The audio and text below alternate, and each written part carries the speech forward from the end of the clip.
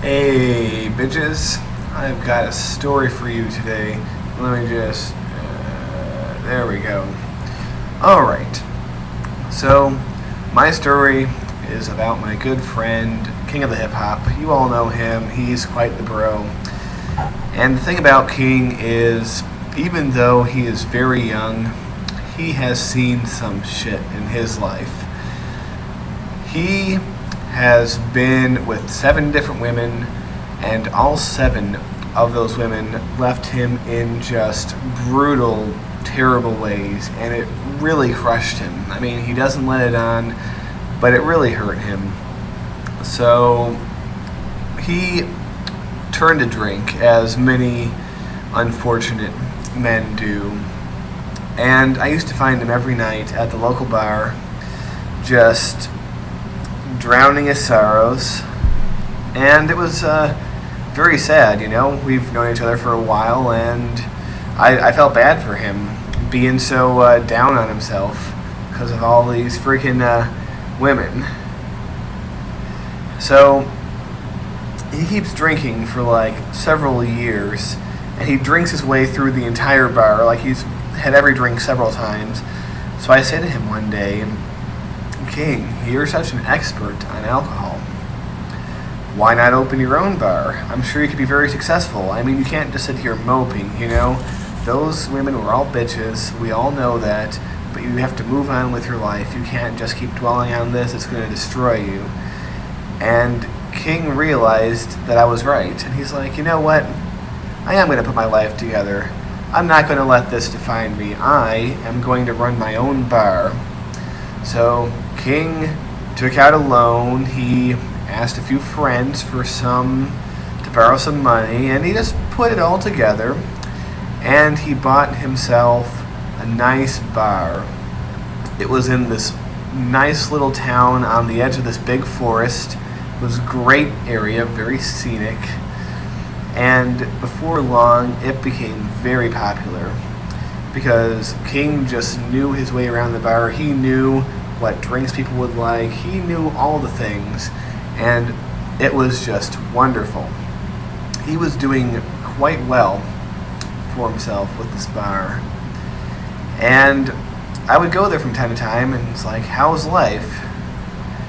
And he's like, it's a lot better now. I'm a business owner. I'm doing well.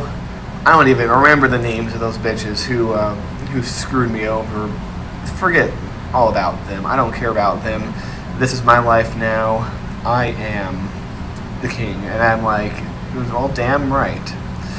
So I was feeling pretty good for my little buddy. So what happened was, things were going well until one day there was a tornado warning. And tornadoes didn't usually happen in this town, but for whatever reason during this season there was some unusual cyclonic activity. So the tornado warning was coming. So King went down into the cellar and shut the door. And I was there too. We were both down there in the cellar. He shut the door, and the wind was howling, and there was like all sorts of noise and crash and boom and crang and bang, and it was just like, holy shit, the world's ending out there. So we sat there and we waited, and we waited, and eventually things looked like they had calmed down enough that we could emerge.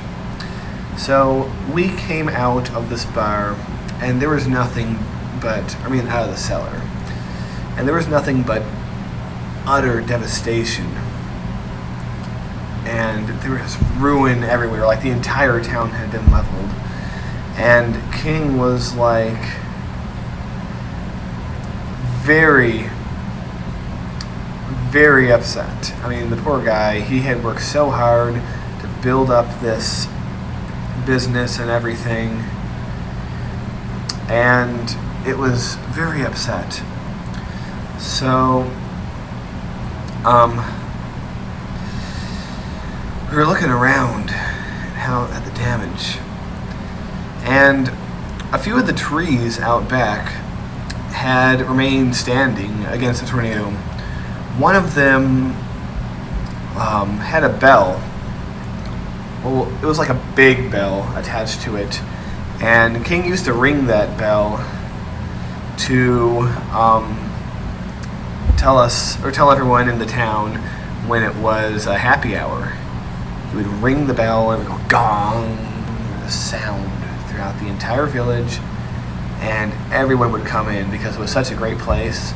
But now the bar was gone.